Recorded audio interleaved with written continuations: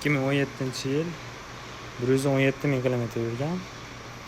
1.4 motor, turbo, yoqilg'i benzin, 117 ming kilometr. Shu ideal holatda mashina. Ko'rib turganlaridek qirilgan joylari yo'q.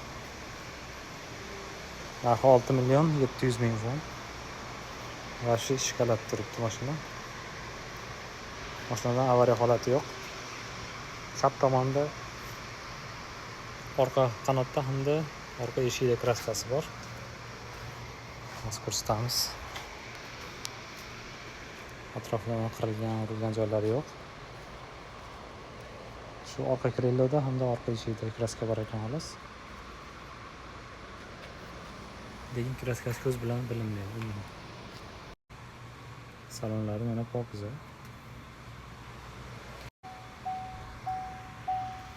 Oldi saloni ko'rishlar mumkin, top-toza turibdi.